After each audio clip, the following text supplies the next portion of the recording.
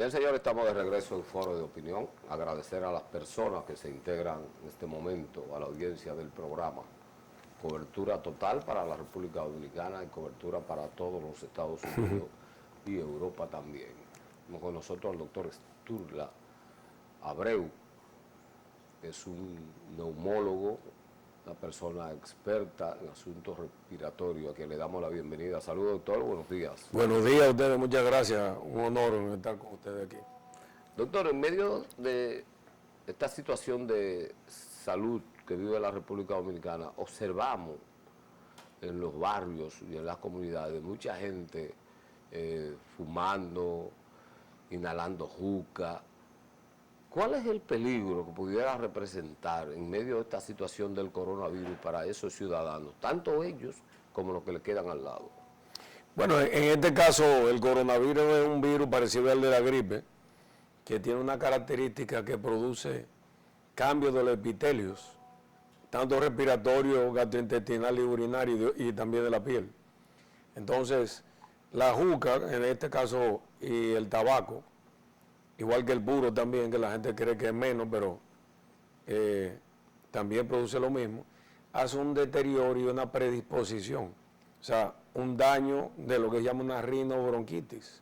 Si tú tienes una rinobronquitis, o sea, la vía aérea alta y baja, pues también el pulmón se va a ver afectado. Por lo tanto, justamente, la idea de no utilizar ese tipo, no solamente por la salud del coronavirus, sino por el enfisema, la bronquitis, la enfermedad pulmonar obstructiva crónica, que es la primera causa de muerte del mundo.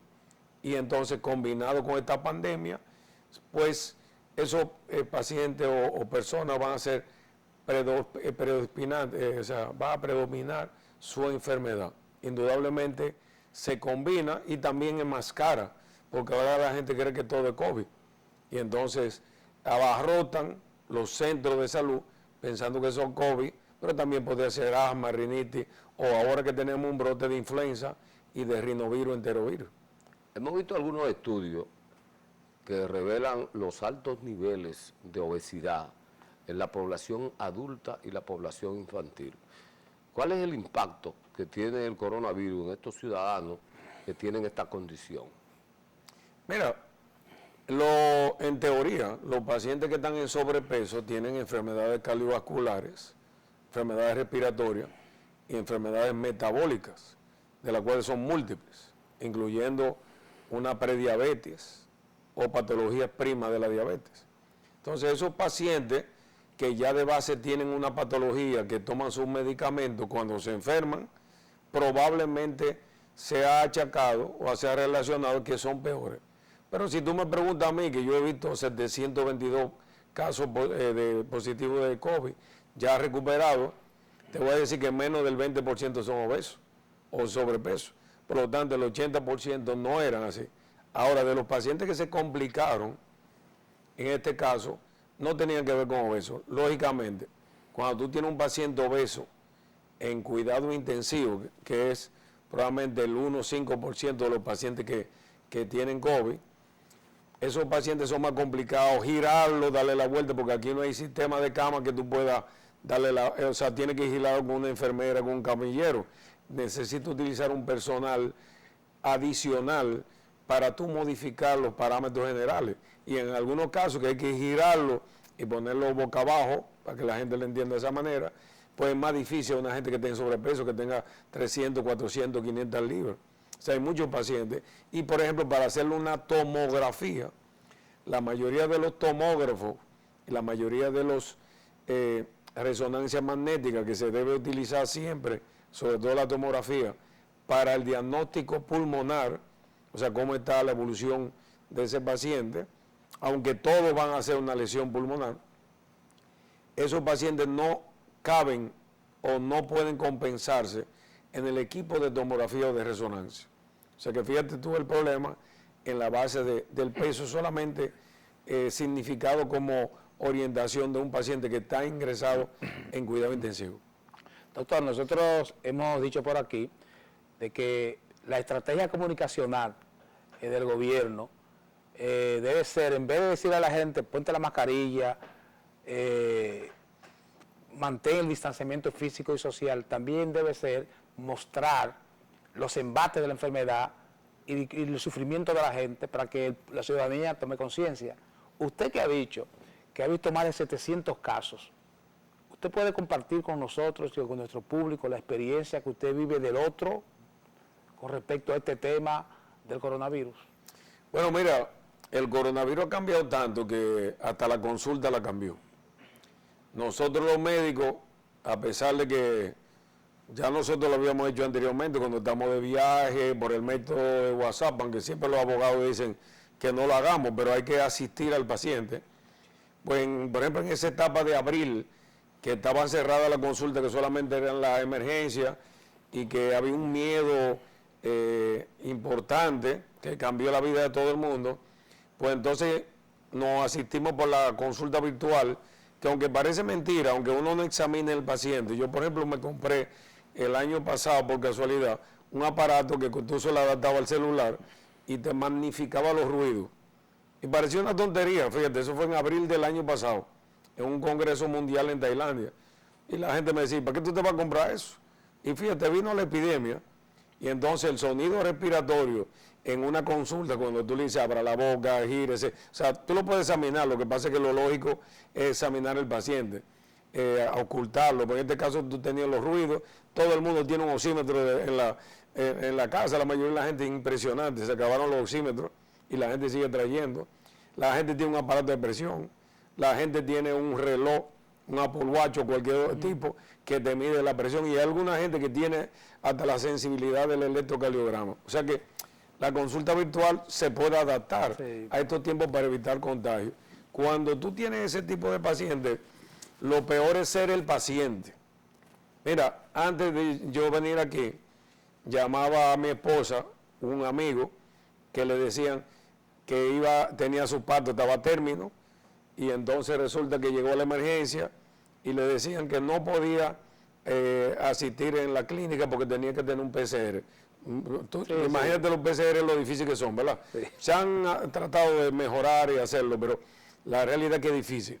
Entonces la clínica, en el caso de la Abel González, tiene un triaje y gracias a Dios, pues, a través del laboratorio y de la gestión de mi esposa, que también trabaja allá, pues esos pacientes pudieron hacerse su parte. Imagínate tú que no pudieran, que tuvieran que irse a otra clínica.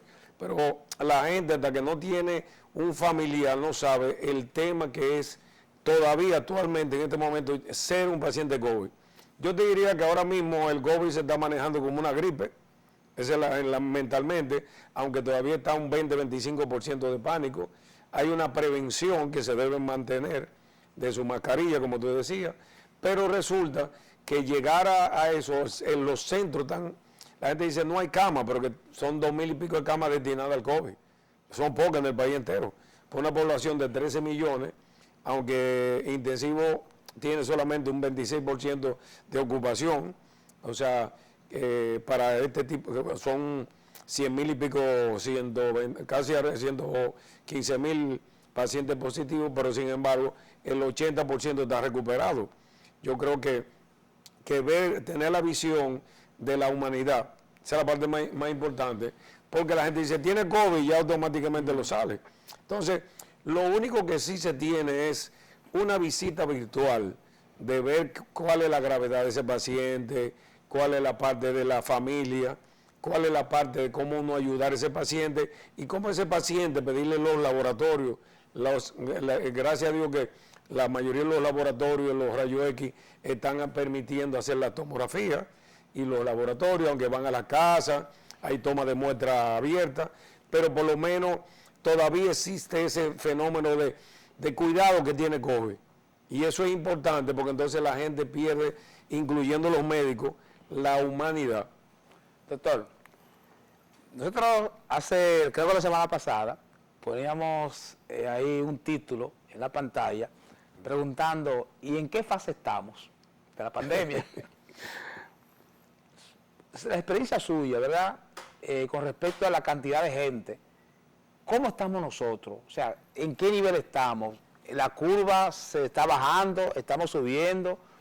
¿Hay posibilidad en el horizonte de que esa curva en este país con la indisciplina se aplane? Dígame, a ver. Mira, en el mundo entero, yo te diría que si yo comparo nuestro país con muchos países del mundo, probablemente nosotros debemos ser objeto de mirar con buena fe. Porque aquí más o menos la primera etapa de salud pública y de todos los médicos fue de prevención.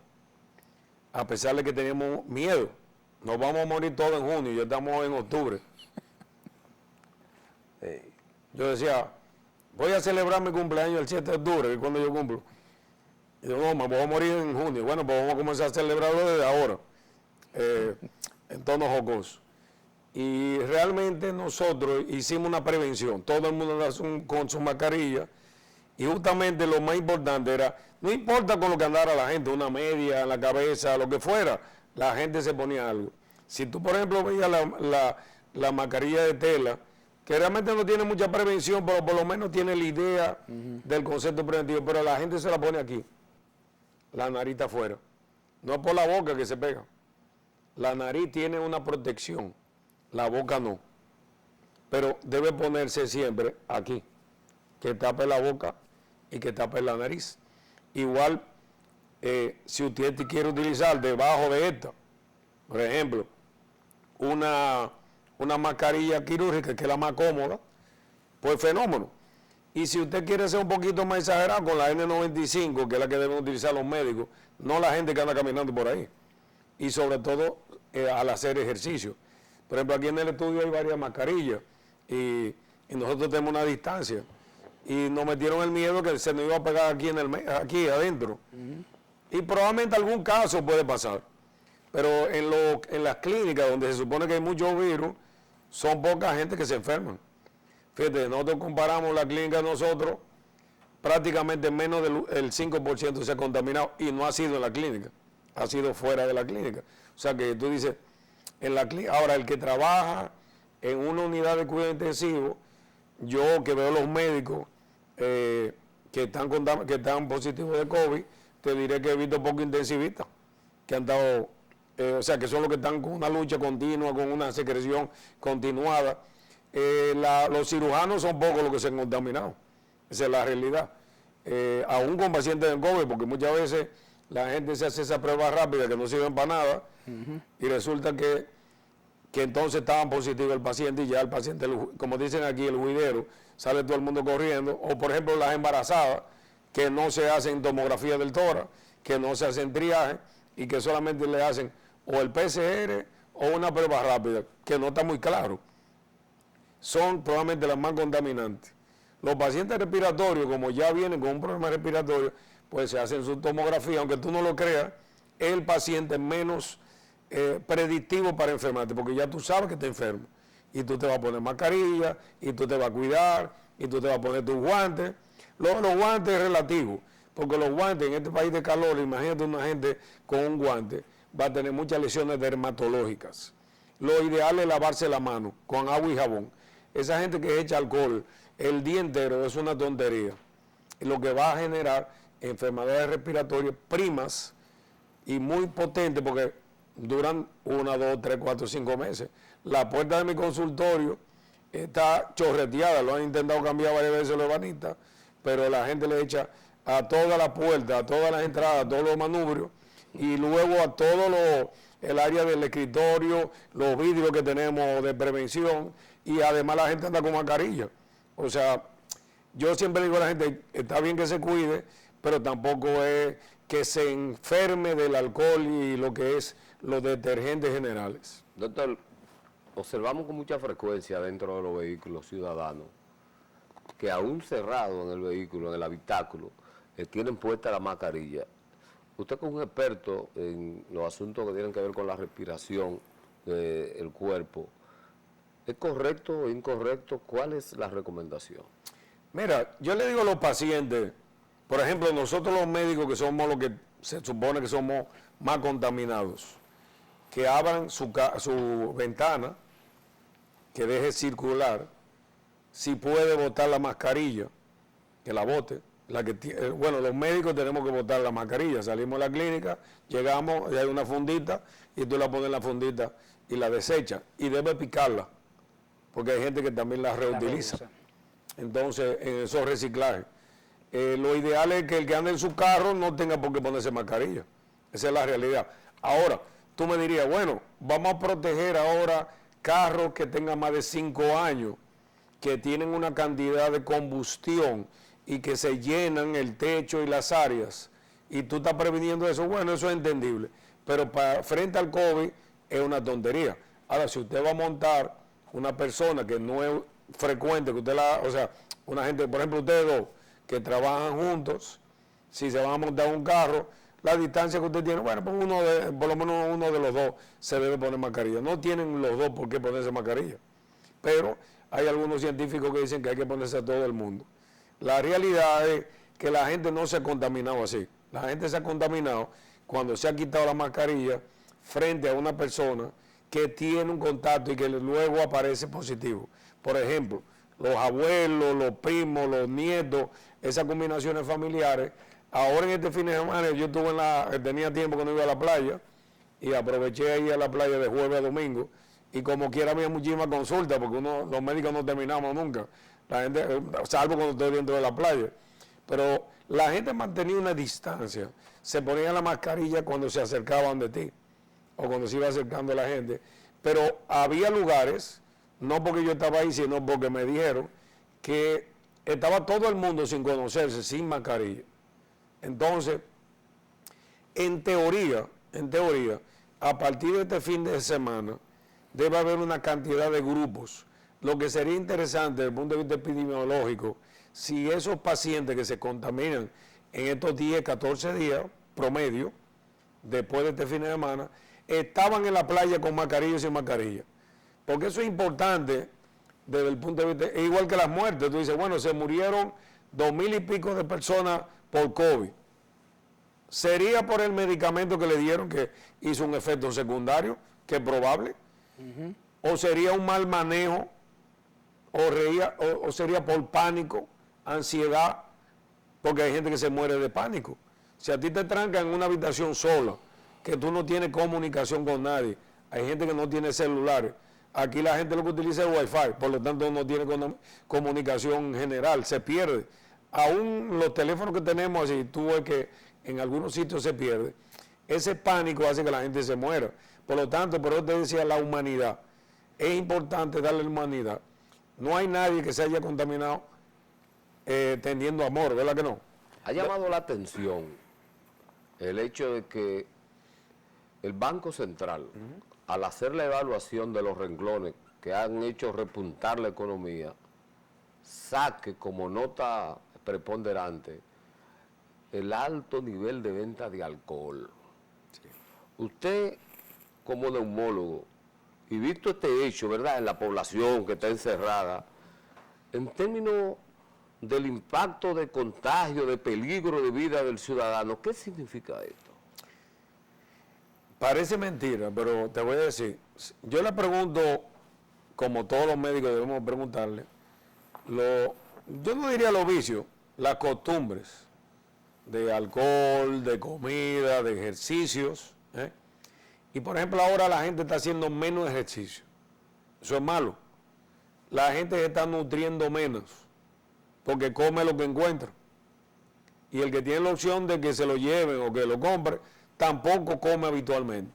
Entonces ahora los nutriólogos, los endocrinólogos y los médicos en general, los coaches de nutrición, que también tienen una parte importante, o de deporte, tienen ahora un reto, porque veremos ahora la desnutrición, fíjate tú, la parte de la sarcopenia, o sea, cómo la gente va perdiendo músculo, y sobre todo la gran afinidad de alcoholismo, que es lo que tú estás hablando. O sea, hay una venta porque la gente, ¿qué va a hacer en su casa? O come, o bebe. No digo que hay que hacer eso, pero es la opción. La gente come, o toma, o hace ejercicio en su casa. Y yo digo, bueno, pues un día me preguntaba alguien en un programa y yo le decía, tenga más sexo. aproveche que usted está encerrado. Entonces a veces me decían, tenemos COVID. Y yo decía, no importa, porque el COVID no tiene problema con el sexo. Usted hace sexo a la musulmana, se pone su mascarilla, mantiene la carga viral, o se lava la cara. Por ejemplo, yo le digo a la gente, es importante cuando usted vaya y salga de su casa, cuando vuelve y entre por la familia, que utilice un enjuague bucal, no tiene que ser eso cosas abrasivas de la boca. Hay gente que comienza a tomar cosas que nunca ha tomado, bicarbonato. Usted se cepilla habitualmente, normal, o utiliza un enjuague básico. Con eso, el virus se debe eliminar, en teoría, más de un 80%. Puede parecer algunos que se mantenga en la nariz. Hay gente que utiliza sus inhaladores nasales o se sacude la nariz o alguna gota. Hay muchas gotas que dicen que previenen. Realmente eso no está muy claro, pero está en la mente de la gente. La gente se hace la higiene adecuada sin agredirse, porque lavarse mucho la mano es malo. Los médicos tenemos pelado la mano. Yo me pongo una cosa que se llama guante blanco, que de aquí a aquí no se ve. Y yo me puedo lavar la mano muchas veces, pero no hay una protección. Si me pongo manita limpia, cualquiera de esos ustedes me quitan. Entonces los guantes es igual. La gente pone un guante y se pone alcohol y manita limpia o cualquiera de esos detergentes que se usan. Y lo que hace es que cuartean, rompen el guante. Entonces ya la infección puede estar ahí. Es importante mejor lavarse la mano de manera normal. Usted no tiene que en su casa, después que usted lavó la mano, lavarse 30 veces la mano, porque eso es malo. La piel, igual que la nariz y la boca, tenemos, y la vagina, y bueno, también el pene, tiene sus habituales gérmenes que son los que protegen. Entonces, doctor, si lo eliminamos, es malo. Un minuto. Doctor, pero si el alcohol me desinfecta la mano, ¿verdad? Sí. Entonces, si me lo tomo, debe desinfectarme la garganta. Eso dice la gente que cuando parece jocoso, es una pregunta que me lo hacen los pacientes. O sea, la gente que llega a su casa y hace gárgaras de alcohol, tiene menos que el COVID. No hay ningún estudio que hable de eso. Me imagino que sí lo hemos reseñado en los estudios que estamos haciendo, porque acuérdate que ahora, como tú decías, estamos en una fase 1, en una fase 2. No sabemos la fase. Y ahora volvemos a la fase 1 de nuevo. Entonces yo creo que ahora la parte más importante es pensar en la 1, en la 2 y en la 3. Pensar que la protección debe ser con mascarilla, lavarnos las manos. Yo siempre he criticado la palabra distancia social. Yo siempre he hablado de distancia física. Eso es en inglés social distance. Eso no debe ser. Usted debe ser, usted entra a un sitio y debe decir buenos días, ¿cómo están ustedes? Saludar a la gente. Saludar no va a infectar a nadie. Eso es mentira. Ahora, usted social distance. Es una cosa, es bueno, si yo no te conozco a ti, buenos días, ¿cómo está usted? Pero yo no tengo que abrazarte. Sin embargo, hay gente que viene y se abraza. Yo tengo niños que van a mi consulta y me abrazan. ¿Qué yo voy a hacer? Doctor, abrazarlo. Doctor, en estos últimos minutos. Y no se me ha pegado. Doctor, en estos últimos minutos que nos quedan, ¿verdad? Miguel Bosé es un artista, un cantante español, sí, que tiene, ¿verdad?, una campaña en contra de la vacuna. Porque él dice que como tú estás sano, te va a poner una vacuna que te enferme. Y respecto a la situación de la OMS, que ha dicho que en 2 años quizás podemos tener una vacuna, porque hay vacunas que han tropezado, han tenido tropiezos, fallas. ¿Qué usted espera? ¿Cuál es su visión de lo que va a ocurrir, quizás? Mira, yo te voy a hablar de lo que es el concepto de la vacuna. Los coronavirus, la influenza, por ejemplo, probablemente el 1 al 5% de la población se vacuna. Neumococo, menos de un 25% actualmente. O sea, fíjate tú, la otra población. Las vacunas se destinaron para las personas que podrían tener una patología cercana a esa. Entonces, por eso los niños y los adultos mayores que lo han subido de 50 a 65 hacia arriba, son los que se vacunan habitualmente. En mi consulta, que cuando yo vine aquí en el 91 se vacunaba menos del 0.05% de la población, fíjate tú, en los últimos años el uso de la vacuna de neumococo, de influenza La de neumococo dura 5 años. Y la difteria, pertussis, tétano, que tenemos muchos casos en el mundo, que solamente los niños se lo ponen y que todos los adultos debemos revacunarnos si solamente se vacunó en ese momento. Esas 3 vacunas, la persona que yo vacuné en marzo de este año, para decirte, para que tú entiendas lo que es el concepto de vacuna, no se han enfermado de COVID. No me pregunte por qué. O sea, ese grupo que se vacunó no se ha enfermado de COVID, que es un coronavirus. Entonces la vacuna de COVID necesita tiempo. La han querido sacar muy rápido. Han volado las fases, porque es comercial. Yo pienso que hasta el año que viene, pienso yo, si no me equivoco, que va a terminar el estudio real de la vacuna y saber si vale la pena ponerse la vacuna.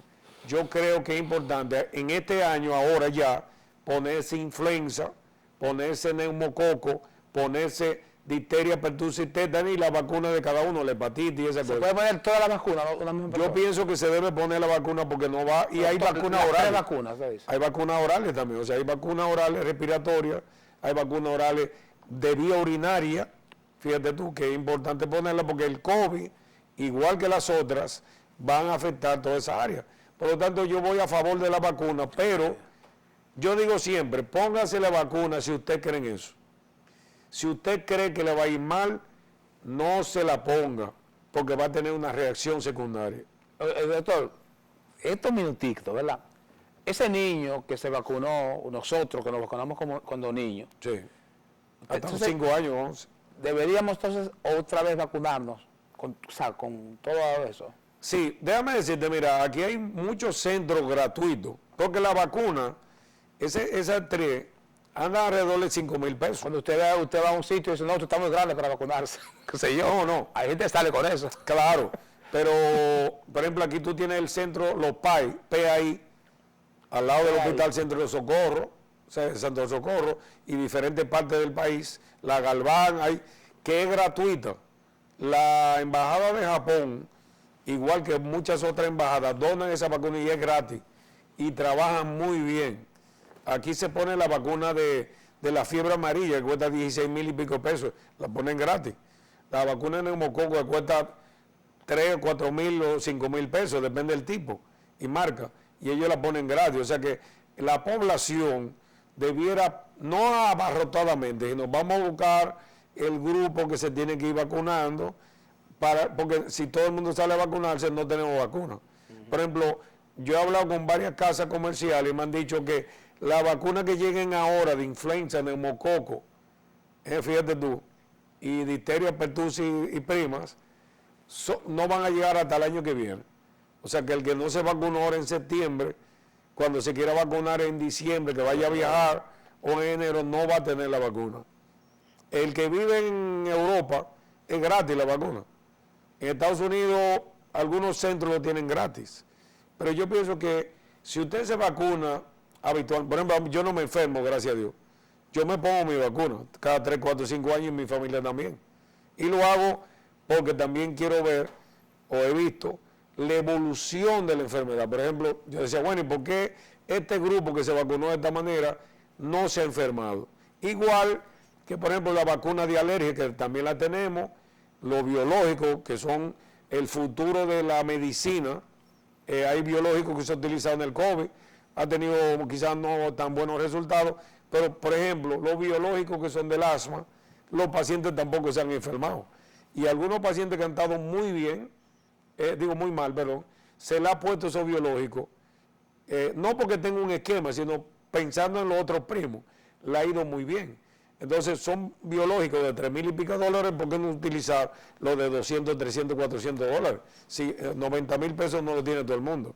Y luego, aunque el Estado lo regale, como tú dirías, que estábamos ustedes hablando, los préstamos son para esa medicina.